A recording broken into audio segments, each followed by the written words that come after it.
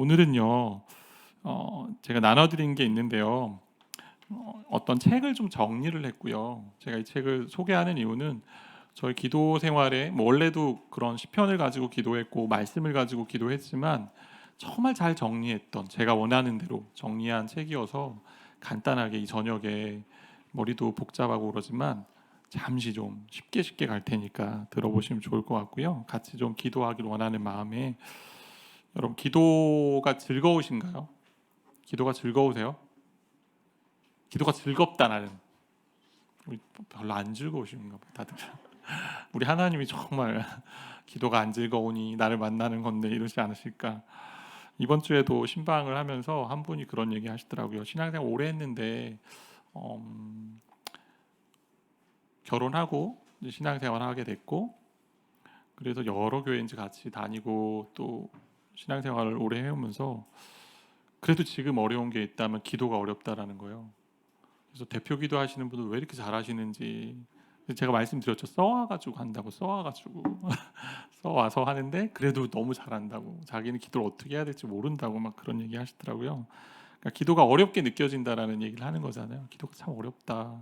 뭘 기도해야 될지도 모르고 기도는 하나님과 대화로 쉽게 정리를 하는데 이 대화가 쉬워야 되는데 이 대화가 너무 어렵다라는 거죠. 그분이 힘들다. 그래서 기도하면 어때요? 시간이 많이 안 가서 시계를 자꾸 보잖아요. 나 기도 열심히 했는데 봤더니 5분도 안 지나갔어요. 3분, 4분. 에휴, 오늘도 여기까지 하고 가나 보다 이렇게 얘기하는데 그리고 기도를 누군가가 시킨다고 그러면 어때요? 다들 막 손사래를 이렇게 줘요. 저는 아닙니다. 오늘은 안 합니다. 막 이러고 빼주십시오 이럴 때가 많잖아요. 그죠?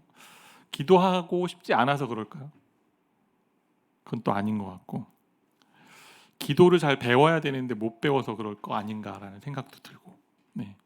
근데 기도는 배우는 거긴 한데 하면서 배우는데 조금 도움이 되는 방식이 있는 것 같아요. 제가 보니까. 그러니까 기도가 좀 어려운 이유 중에 또 하나는 뻔한 기도를 계속 하니까요. 내가 들어도 너무 뻔해. 내가 들어도 지루해요. 우리 오늘 마태복음 6장 읽었던 것처럼 이방인들이 하는 기도가 중언부언하는 기도인데 중언부언이라는 얘기 뭐냐면 똑같은 말을 의미 없이 되풀이하는 거예요. 그래서 이방 그 신을 섬기는 사람들을 보면 구약에도 보면 엘리야하고 850대 1 선지자들 바알과 아세라 선지자들이 그들이 하는 기도가 그냥 중언부언하는 기도거든요. 반복적으로 의미 없이 동일한 단어들을 그렇게 하는 빈말을 되풀이하는 것들. 오늘 기도에 대해서 좀 다루고 싶은데 뭐냐면 뻔하고 진부한 기도를 나도 하다 보니 내가 들으면서도 하나님 되게 지루하시겠다. 그럴 수 있는.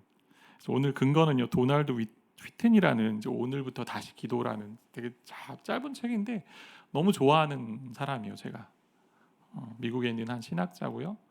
그 영성 신학 그리고 실천 신학에 참 좋은 글을 많이 쓴 분인데요. 이분이 이제 했던 거를 좀 가지고 좀 나누고 싶은데 원래 제목은 성경으로 기도하기입니다. 이 책 제목이 우리나라가 이제 그렇게 번역을 한 거고 누구든 예수 그리스도를 믿는 사람은 성령이 이제 내주하심으로 하나님께 기도하는 일들을 우리가 하게 되잖아요.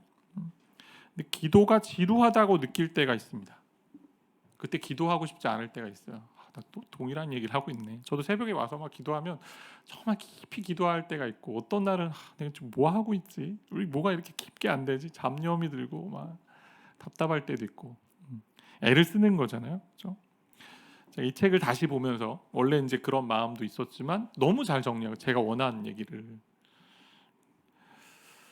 진부하고 뻔한 일에 대해서 기도하는 일 이건 잘못된 건가요? 그렇지는 않아요. 우리의 일상생활에 있는 얘기들을 기도하는 거기 때문에 그것도 정상입니다. 우리가 여러 가지 이제 기도할 수 있는데 보면 보통 이제 인간이 기도하는 6가지 주제를 이제 나눠놓은 걸 보았는데 하나는 가정을 위해서 많이 기도하잖아요. 우리 가정을 위해서 기도하는 것, 또 미래를 위해서 기도합니다. 직장에 이전이 있거나 직장을 옮긴다거나 아니면 집이 또 이사하거나 삶의 변화가 있고 재정을 위해서 많이 기도하죠. 자녀들의 학비나 때로는 어떤 채무 관계에 있는 것들에 대해서 기도하기도 하고 또 직업이나 학업을 위해서 기도하고 또 그리스도인의 관심사들 있잖아요. 어떤 관심사가 있을까요? 좀 더 경건한 그리스도인이 되고 싶고 잘 섬기는 그리스도인이 되고 싶고 그리고 조금 더 하나님 닮아가는 그리스도인이 되고 싶다. 그리고 하나님 알고 싶다. 뭐 그런 기도 제목들 할 수 있고, 삶의 위기에 대해서는 우리가 늘 기도하는 거잖아요. 여기서 이제 이 책에서 보면 그런 얘기가 있어요. 보통 인간이 평균 6개월 정도에 한 번 정도, 6개월에 한 번 정도는 상당히 중대한 위기를 경험한다라는 그런 보고가 있대요. 많은 위기들이 우리 가운데 있잖아요. 오늘도 이제 어떤 가정은 또 코로나 확진이 돼서 교회 오다가 돌아간 가정도 있고, 계속 10,000명대로 또 이제 또 되었잖아요. 여러 가지 상황들이 또 있는 위기들이 있고, 그러니까 이런 일들이 어떻게 보면 진부하고 뻔한 일들인데, 이런 것들을 기도하는 것조차 우리가 안 된다라는 것이 아니라 당연히 기도해야 합니다. 연약한 인간이기 때문에, 그리고 하나님이 우리 아버지시기 때문에 그분에게 당연히 기도해야 되죠. 근데 문제는 우리가 하고 있는 말 자체가 진부하고 뻔하다라는 거예요. 이 기도를 구하는 이 단어나 어구나 문장이, 방식이 문제라는 거예요. 이런 주제는 당연히 구해야 되고 구해야 되는, 또 구하라고 하셨고 일용할 양식을 구하라고 하셨고, 인간관계에서 있어서 용서를 구하고 또 시험에 들지 않는 부분을 주기도문에서 얘기하셨기 때문에 어떻게 풀어야 될까? 해결책을 찾아야 되는데 그 대답을 성경으로 기도하자라는 겁니다. 성경으로. 말씀으로 기도하자는 거예요. 말씀의 모든 구절을요 기도로 바꿀 수 있다라는 겁니다. 저는 이제 그렇게 많이 기도를 해왔는데, 저는 그래서 꼭 기도할 때 새벽에도 성경책을 갖다 옆에 놓고 기도합니다. 눈 뜨고 기도할 때도 있고요. 요즘 이제 어두우니까, 예전에는 어떻게 핸드폰 막 불빛으로 비추고 이렇게 기도했는데 요즘 그냥 워낙 잘 돼 있으니까 패드 펴가지고 이렇게. 근데 눈이 너무 밝으니까 덮었다가 다시 켰다가 한 절. 저는 이제 시편을 늘 가지고 기도하거든요. 시작할 때 매일 한 편씩 정도 하는데, 150편이니까 오늘 이따가도 나누겠지만 이분이 하는 방식도 있고, 그래서 한 편을 읽고 그 구절을 가지고 먼저 기도를 시작하는 거죠. 진부한 말이 되지 않아요. 동일한 어떤 주제를 구하고 하나님께 대한 찬양을 하고 감사를 하고 때로 회개를 하는데, 이 말씀을 근거로 기도하니까 기도가 또 새롭고 신선하고 또 하나님 주시는 묵상도 되는 그런 부분들이 있어요. 그래서 기도하기 좋은 성경책이 있다면 바로 시편입니다. 시편을 해석하는 건 쉽지 않아요. 근데 그대로 기도하기는 참 좋은 책이에요. 왜냐하면 시편은 거의 기도로 되어 있기 때문에, 찬양과 기도로 되어 있기 때문에. 시편이 다른 성경과 좀 다른 부분이 있습니다. 그게 뭐냐면, 다른 모든 성경은 하나님의 영감으로 말미암아 인간 저자들을 통해서 기록하신 말씀인데, 하나님의 말씀인데, 시편은 인간이 한 말, 하나님께 인간이 한 말이 성경이라고 기록되어 있어요. 왜 그렇게까지 하나님이 하셨는가? 우리의 모든 인간의 감정이 여기 있기 때문에, 이 안에 다 다루고 있기 때문에, 그것조차도 하나님께서 하늘로 올라가는 그 인간의 말도 하나님이 영감하셨기 때문에 우리가 언제든 그 시편을 가지고 기도할 수 있고, 또 하나님을 찬양할 수 있고 고백할 수 있도록 만들어 놓으신 성경이라 할 수 있는 거죠. 바울의 서신서도 기도가 많이 나옵니다. 바울은요 기도의 사람이었던 것 같아요. 전도자였고 복음을 전하는 사람이었고 선교사였지만, 교회를 세운 사람이었지만, 더 중요한 것, 그리고 어떤 교리를 정립하고 확립했던 사람이었지만 늘 기도가 빠지지 않았어요. 내가 너희를 위해 항상 생각하고 기도한다라는 얘기가 빠지지 않습니다. 그래서 시편으로 먼저 기도하는 부분 좀 살펴본다면, 우리가 예를 들어 이제 시편 23편 말씀인데, 오늘 옆에 있는 거 좀 간단하게 보시면 3번 실제적인 기도, 이렇게 기도할 수 있습니다. 이 말씀을 가지고 만약 기도한다면, 이따가 또 기도할 텐데 우리 기도 시간에 여호와는 나의 목자시니까지 읽었다고 생각해 봅시다. 여호와는 나의 목자시니. 어떻게 기도할 수 있을까요? 하나님이 누군가에 대해 다시 한번 생각해 보잖아요. 누구요? 여호와는 나의 목자이시구나. 하나님이 나의 목자가 되어셔서 너무 감사합니다 라부터 시작할 수 있겠죠. 하나님 나의 목자가 되어셔서 감사합니다. 그리고 하나님은 나의 영원한 목자이십니다. 나의 가는 길을 이끌어 주시는 분이십니다. 내 평생의 삶을 주님께서 또 목자가 되어서 인도해 주셔서 감사합니다. 감사하기도 할 수 있죠. 또 뭐예요? 회개기도도 할 수 있습니다. 여호와가 나의 목자이신데 내가 목자로 따르지 못하는 저의 모습을 오늘 봅니다. 주님, 저를 회개합니다. 또 기대와 소망을 할 수 있잖아요. 하나님이 목자이시니까 저의 인생과 우리 가족의 인생을 좀 인도해 주십시오 라고 기도할 수 있겠죠. 그리고 장래의 일을 올바로 결정할 수 있도록 나를 인도해 주십시오. 그리고 우리 교회에 봉사하는 작은 목자들을 위해서 전 기도합니다라고 할 수 있겠죠. 그렇게 어떤 단어와 문장을 가지고 충분히 내가 기도할 수 있다는 겁니다. 되게 신선한 기도들이 되더라고요. 그 다음에 읽은 말씀이 여호와는 나의 목자시니 내게 부족함이 없으리로다. 하나님, 지금까지 저의 인생에 부족함이 없도록 인도해 주셔서 감사합니다. 육체적인 부분 또 영적인 부분 그래도 이만큼 인도해 주셔서 너무 감사합니다. 감사하기도 할 수 있고, 또 뭐예요? 하나님, 부족함이 없다고 했는데 내가 가진 부족함들을 볼 때마다 자꾸 원망하고 불평했던 것들을 회개합니다. 다 하나님이 부족함이 없이 채워주셨는데, 그리고 하나님께서 내게 주신 모든 것, 그게 다 하나님으로부터 온 것을 내가 고백하고 감사합니다라는 것들. 뭐 재정을 공급해 달라, 부족함이 없으시니까. 그리고 또 어떻게 생각할 수 있을까요? 기도하다 보니까 부족함이 있는 사람을 떠올리게 되잖아. 하나님, 저 가정에 지금 이러저러한 부족함들이 있는데 그 가정의 그런 부족함들을 좀 채워 주십시오라고 기도할 수 있는 거죠. 그러니까 기도의 길들이 좀 많이 열리는 것 같아요. 이 말씀을 기억하면서 결국 말씀 중심으로 기도할 수 있고, 하나님이 바라시는 그 말씀을 가지고 그대로 기도할 수 있는 부분들, 그런 부분들이 있을 수 있죠. 그게 기도의 모습이라고 할 수 있습니다. 그래서 성경 구절을 가지고 기도하게 되면 기도에 좀 날개가 달렸다라는 표현을 좀 쓸 수 있을 것 같아요. 그래서 존 파이퍼 목사님이 이제 이런 이야기를 하셨어요. 띄워주시면, 성경을 펼쳐서 읽기 시작하라. 만나는 구절마다 멈춰서서 그 구절을 기도로 바꿔라. 그래서 묵상하고 성경 읽기하고 기도가 좀 이렇게 혼합될 수 있는 부분입니다. 우리는 자꾸 떼어놓거든요. 큐티는 큐티, 성경 읽기 성경 읽기, 기도는 기도. 근데 저는 성경 읽다가 기도하기도 하고 큐티하다가 기도하기도 하고, 떠오르는 대로 하나님 주시는 마음을 가지고 기도할 수 있는 거죠. 무엇이든지 떠오르는. 때로는 의미가 이해되지 않는 구절조차도 우리는 기도할 수 있다라는 거예요. 그걸 가지고.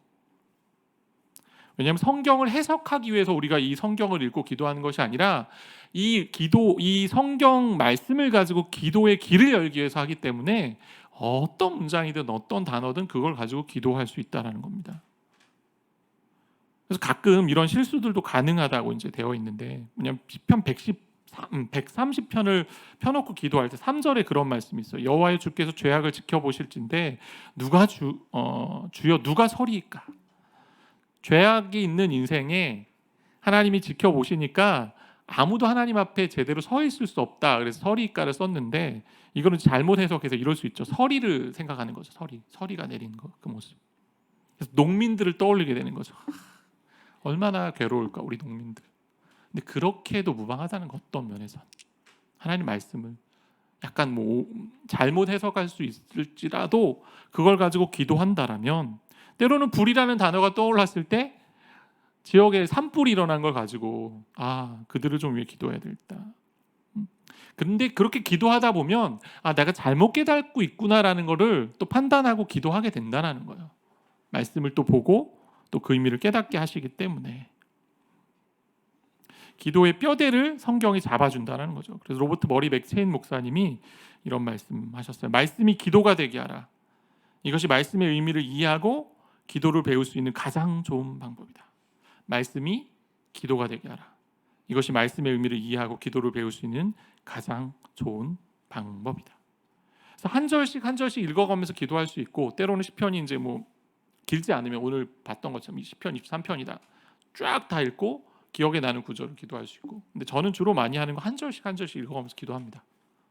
근데 어떤 구절은 기도에 딱 안 담아질 때가 있어요. 그럼 넘어가시면 돼요. 충분히 이제 그런 걸 가지고 기도할 수 있거든요. 이렇게 하다 보면 어떤 문제가 일어나냐면, 시편에 보면 저주의 시가 나와요. 이거 어떻게 할까? 이 기도를 어떻게 할까? 너무 좋죠. 저주의 시 나타날 때 어때요? 원수를 떠올리며 아싸, 드디어 내가 저 원수를 위해 기도할 수 있구나. 다리 몽둥이를 문지러뜨려 주시고, 지나가다가 해를 당하게 하시고, 그럴 수 있잖아요. 예를 들면 시편 58편 6절에 보면 하나님이여 그들의 입에서 이를 꺾으소서. 더 이상 먹지 못하게 해달라, 이런 거고. 소멸하여 가는 달팽이 같게 하시며 만삭되지 못하여 출생한 아이가 햇빛을 보지 못함 같게 하소서. 힘들게 하는 사람 떠올리는 거죠. 드디어 기도할 때가 됐다. 완전히 멸망시켜달라, 이제 이럴 수 있는 기도들이잖아요. 근데 기본적으로 이 저주 시편을 가지고 기도할 수 있습니다. 하나님이 그렇게 기도하게 하셨기 때문에. 근데요, 이게 뭐냐면 우리가 하나님께 마음을 올려드리는 거잖아요. 하나님, 내가 너무 억울합니다. 내가 그렇게까지 저 사람 때문에 힘들어하기 때문에 내가 이렇게 원통하고 분한 마음을 하나님 앞에 고백합니다라고 하는 정도까지 하는 거잖아요. 그걸 가지고 행동으로 나아가고 행함으로 나아가지 않잖아요. 그러니까 마음을 올려드리는 차원에서 충분히 기도할 수 있고, 그러나 어떻게 해요? 신약에 오면 예수님이 어떻게 하세요? 예수님은 꼭 더 크게 가시잖아요. 더 넓게 가시고, 이제 어떻게 해요? 원수를 사랑하고 너를 박해하는 자를 위해 기도하라라고 얘기하잖아요. 그렇게 마음은 출발했지만 하나님 안에서 기도하다 보면 나를 힘들게 하고 어렵게 하는 그 사람을 위해 기도할 때 저주를 퍼붓기보다는 그 원방한 마음을 하나님 앞에 다 내어놓고 이제는 어떻게 해요? 그렇죠, 하나님, 저도 그런 사람일 것 같습니다. 누군가에 회개하게 되고, 또 하나는 그 사람 위해 축복하고 기도하는 기도를 하는 자리까지 나아가야 된다는 거. 이게 참 쉽지 않아요. 저도 그렇습니다. 원수를 위해 기도한다는 건 정말 쉽지 않아요. 하나님의 은혜가 많이 필요한 거죠. 결국 마지막에 뭘 위해 기도하냐면, 진짜 원수가 누구예요? 우리 앞에 있는, 눈앞에 있는 대상이 원수가 아닙니다. 우리의 싸움은 어디 있어요? 혈과 육에 대한 것이 아니고 사단과의 싸움이고 영적인 전투잖아요. 하나님 앞에 그렇게 고백하는 거죠. 주님, 저는 주님 편에서 주님의 모든 원수들과 싸웁니다. 주님께 대적하는 죄와 반역을 주님의 공의와 의로움으로 물리쳐 주십시오. 진짜 원수들을 위해 기도하게 된다는 것입니다. 그게 우리가 기도해야 될 기도죠. 그래서 시편으로 매일 기도할 수 있습니다. 왜 시편인가라고 얘기한다면, 시편 자체를 우리는 작은 성경으로 볼 수 있고요, 영혼의 모든 탄식을 하나님이 다 이 안에 기록해 주셔서 인간의 모든 감정을 가지고 다 기도할 수 있는 그 성경이 시편이에요. 그래서 아타나시우스라는 교부가 있는데, 그 사람이 쓴 이야기가 뭐냐면, 여러분이 겪는 특정한 공경이나 필요가 무엇이든 그것에 딱 맞는 말을 바로 이 책에서 찾아낼 수 있다. 그리고 존 칼빈은 뭐라고 얘기하냐, 종교개혁자, 시편을요 영혼의 해부도라고 얘기합니다. 해부도. 그 안에 모든 감정이 들어있고 하나님 앞에 기도한다라는 거죠. 그래서 이제 방식을 좀 제안하는 게 뭐냐면, 매일 시편으로 기도하자. 어떻게 해요? 150편이니까 하루에 5편씩 해서 한 달 동안 기도하자. 그래서 1편, 오늘 이제 7월 1일이잖아요. 1편을 위해 기도하고, 그다음 30씩 플러스 하는 거예요. 31편, 61편, 91편, 그다음 몇 편이죠? 30 더하면? 우리 중고등학생 몇 편이죠? 90편에 30 더하면 121편, 그죠? 그렇게 5편씩 하루에 30씩 더하면서, 근데 그것도 복잡하면 그냥 하루에 한 편씩. 저는 지금 61편을 기도할 차례예요. 오늘 61편을 읽고 기도를 했는데, 그렇게 기도한다는 거죠. 그럼 시편만 꼭 기도하냐? 그렇지 않아요. 다른 성경으로도 기도할 수 있다는 거죠. 충분히 가능하죠. 특별히 신약의 많은 성경, 서신서들은요 기도가 많이 들어있습니다. 그래서 에베소서 1장이나 3장에도 기도가 있고요, 그리고 빌립보서에도 있고요, 그리고 데살로니가 전서도 있고요. 많은 기도의 이 시편, 그 성경 구절들이 많아요. 그래서 골로새 1장 9절부터 14절을 가지고 기도한다고 하면, 다른 사람의 이름이나 아니면 내가 중보해야 될 사람의 이름을 넣고 기도할 수 있습니다. 하나님, 우리 성도님들, 누구 성도님들로 하여금 모든 신령한 지혜와 총명이 하나님의 뜻을 아는 것으로 좀 채워주십시오. 그리고 그들이 주께 합당하게 행하여 범사에 기쁘시게 하고 모든 선한 일에 열매를 맺게 하시고 하나님을 아는 것에 자라게 하시고 라고 기도할 수 있습니다. 다락방에서도 이렇게 기도할 수 있겠죠. 따라서 기도하고 그리고 성경 말씀 그대로 기도할 수 있습니다. 충분히 기도에 도움이 된다는 것입니다. 이게 모든 서신서를 가지고 기도할 수 있습니다.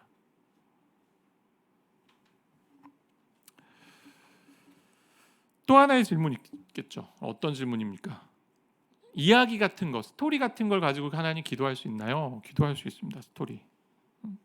성경의 이야기들 좀 더 큰 개념으로 좀 살펴본다면 충분히 기도할 수 있습니다. 하나하나 문장보다는 문장을 가지고 기도할 수도 있겠지만 큰 뼈대와 핵심을 가지고 기도할 수 있습니다. 예를 들어 요한복음 5장에서 유대인의 명절에 38년 된 병자가 베데스다 못에 들어가기를 원했던 그 병자가 나오는데요. 그 못에 들어갈 들어가면 나는 나을 수 있다는 어떤 미신적인 확신을 가졌던 그런 병자 아닙니까? 각색 병든 병자들이 다 나왔던 그런 베데스다 연못 있던 그 병자. 예수께서 어떻게 해요? 그에게 자리를 들고 일어나라라고 해서 기적을 일으켰던 그 장면이 있는데요.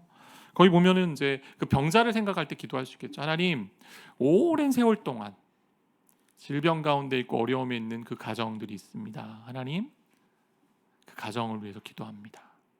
마치 베데스다 연못가에 있었던 무엇인가 신비적인 힘을 통해서 회복을 누리려고 했던 그런 노력들이 분명히 그들 가운데 있었을 터인데, 주님, 그들을 생각하며 기도할 수 있고, 내가 그들을 생각할 때 너무 무심하지 않았나. 누군가가 데려다 주길 원했잖아요, 그 사람. 그리고 주님의 자비와 비교할 때 내 모습은 어떤가라는 그런 기도들을 할 수 있겠죠. 그래서 말씀으로 기도하라. 갓 기도의 길로 나선 그리스도인들이 흔히 경험하는 일은 생각해낼 수 있는 모든 것에 관해 기도하면서 잠시 시계를 훔쳐보고는 3분, 4분 내내 그러고 있음을 깨닫는 것이다. 이런 경험은 대체로 패배감과 실망감으로 이어지며 심지어 절망감을 낳기도 한다. 기도를 열심히 한다고 했는데 기도 짧게 끝나고 뭔가 잘 길을 못 찾고 그러면 오늘 또 기도 어떻게 해요? 우리 속된 말로 망했네 이러고 가잖아요. 기도하러 왔다가 기도를 망했네. 그래서 이 문제를 극복할 수 있는 탁월한 방법은 다양한 성경 구절로 기도하는 것이다. 최소 몇 분 하면 좋을까요? 7분에서 15분. 그렇죠? 7분이 기본이고, 저는 그렇더라고요. 말씀을 읽고 나면 최소 15분 정도는 기도해야 이렇게 깊숙이 좀 들어가는 것 같아요. 그게 어떤 성경의 원리에 있진 않아요. 제 개인적인 그냥 경험인데 깊게 들어가는 시간들이 다 다를 것 같긴 합니다. 어떤 분은 바로 들어갈 수도 있고, 근데 어느 성경을 읽고 또 말씀을 읽으면서 기도할 때는 좀 빨리빨리 하나님과 깊이 들어가는 그런 시간들이 있는 것 같아요.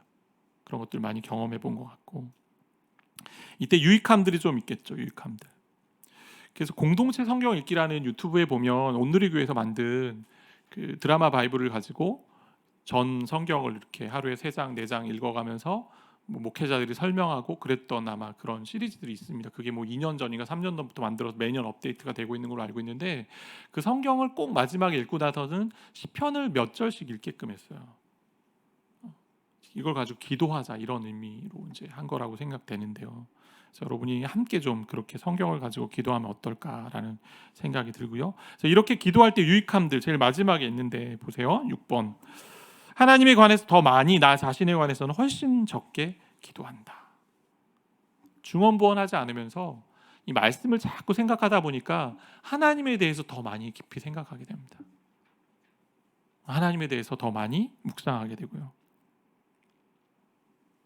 1절을 읽고 기도하고, 또 2절을 읽으며 내가 기도하고, 또 3절에 하나님이 말씀하시고, 주고받는 대화처럼 기도가 이루어지는 부분이 있다라는 거죠.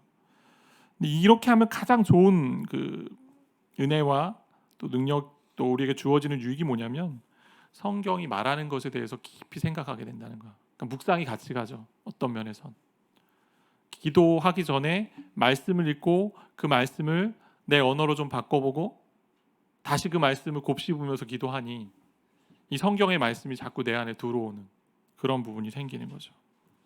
그래서 단순히 이것은 기도하는 방법뿐만이 아니라 성경을 묵상하는 방법도 됩니다.